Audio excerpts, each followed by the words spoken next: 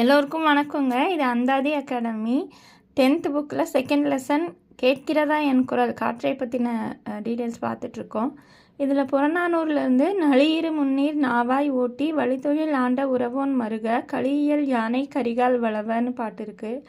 இதில் வழிங்கிறது காற்று. இந்த பாட்டை பாடினவங்க வெண்ணி குயத்தியார் அப்படிங்கிற பெண்பார் புலவர் தான். வழி அப்படின்னா காற்று. காற்றோட திசையிலேருந்து கப்பலை செலுத்தினவங்க தமிழர்கள் அப்படிங்கிற மீனிங்கில் தான் இந்த பாட்டு வரும். கிரேக்க அறிஞர் ஹிப்பாலஸ் என்பவர் பருவக்காற்றின் பயனை உலகிற்கு உணர்த்தினார் என்பது வரலாறு.